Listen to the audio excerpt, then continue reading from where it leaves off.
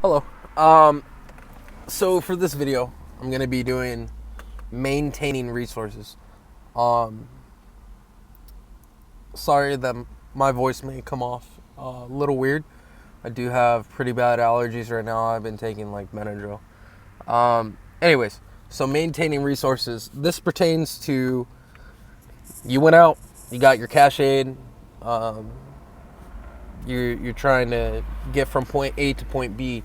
And one thing that you gotta stay aware about and be on top of, you need to make sure that you do everything your caseworker is telling you to do. If they're telling you,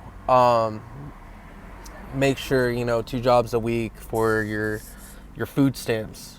Always be doing that and blah blah blah blah blah. I believe the case gets a lot different once you actually are working. Once you're working, food stamps is just dependent on your income. You don't have to fill out that paperwork no more, even if it's a part-time job. So a lot of people put off getting a job because they want to keep food stamps. It's ridiculous. But if you get a part-time job, you're gonna get them anyways. And the main point of the matter is you're never gonna get enough from food stamps and general assistance and cash aid to get you in a home. Trying to work the system out like that, they already think ahead about that kind of stuff. So it's not gonna happen. The government's not gonna take care of you in that manner.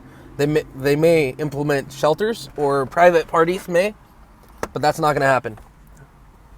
So let's say, all right, let's say you got your routine set up to keep your food stamps and your GA.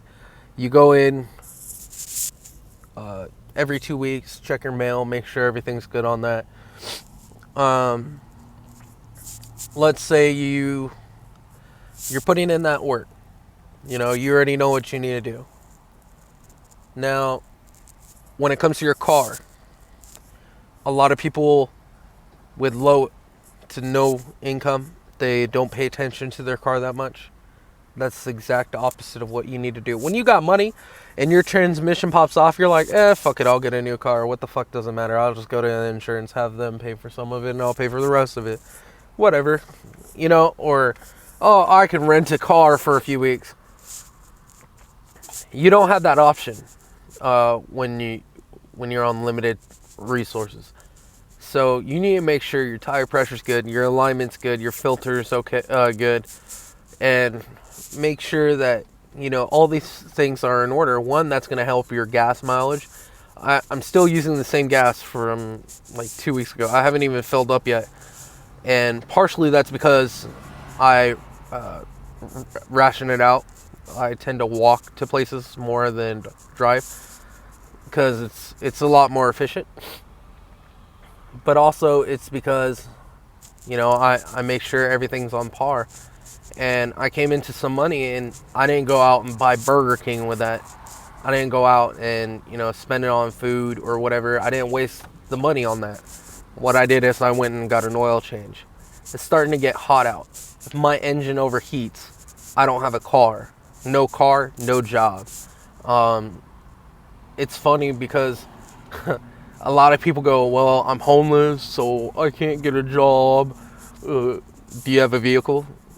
Yeah. Guess what? That's more important.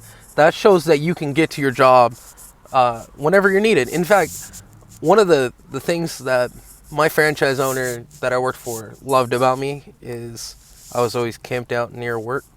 And it's funny because if something happened at work, it's like he'd blink and I'm there. And he's like, what the hell? And then eventually it came out where he was like, how do you get here so quick? Oh, you see the parking lot right over there? Yeah, that's where I sleep. He's like, really? It's like, yeah, I sleep right there. He's like, oh, sweet. Like, it sucks that you're homeless, but you're right next to your job at all times. No wonder you're getting so many hours. It's like, dude, I practically live here. Anyways, so, I mean, it's the only thing about not having a house is hygiene. So one of your resources is yourself, your physical attributes, your mental status, like your personality and everything like that. a lot of people don't maintain their temple, is like what a lot of Asian people or Pacific Islanders would like to say is your body is your temple, your mind is your temple. You know, you got to maintain your temple. You can't ignore it, otherwise the temple will crumble. And once it crumbles, it's a lot harder to rebuild. So when it's coming down to maintaining your hygiene, if I mean for me, for example, I got like about $80 left, right? And I got a couple job interviews set up. I set up the job interviews in the way so I can ration out the $80. So now, when I go to my interview, I have one set up on Friday, which is in 2 days. I'm not gonna shower today, but tomorrow night I'm gonna shower. You know, so that way next day I'm nice and clean. Tomorrow, one of the first things I'm doing is I'm going to the laundromat. I'm gonna wash my clothes. That's like $10, $5, depending on how much I'm gonna wash.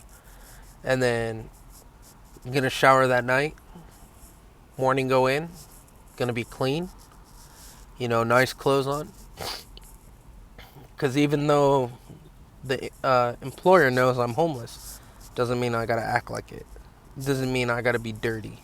You know what I mean? If it shows, yeah, I'm gonna keep my appearance appropriate and professional. Don't give them a reason. Don't give them an excuse to not hire you. You know what I mean?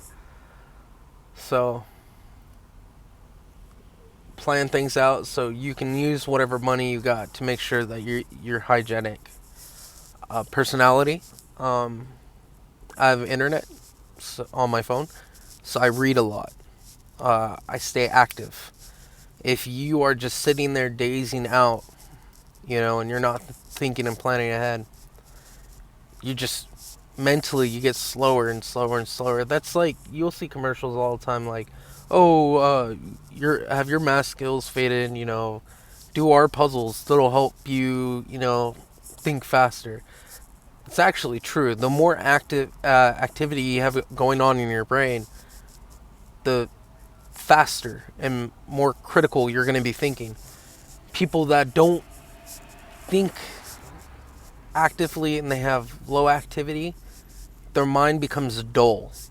So I mean, when you look at a lot of monks, they tell you to be constantly thinking, think, plan, and all that. Anyways, so for them it's spiritual maintenance. Let's say you got your hygiene set up, your car situation set up, maintained. You got your aid maintained. You got your routine set up. All it comes down to is make sure you keep getting those job applications out. You keep working on it. Eventually you'll get there. I'm pretty sure by this time next month, I'm going to have my own place. It's been 4 years I've been struggling. You know, I worked hella hard for 3 years. Couldn't afford a place. And I never gave up hope. I just kept my mind sharp, kept my body going, and I'm gonna get there. Anyways, you guys have a great night. Remember, keep up on your resources. Make sure you have them in order. As long as you got everything set up, just keep the maintenance going until you get there. And let's say it takes you 6 months to finally get a job. Hell, if you didn't keep that maintenance up, you wouldn't even got there in the first place. So make sure I can't stress it enough how important it is to make sure you keep up on your routines and make sure you identify the things that you need to do and take care of. So, you guys have a good night.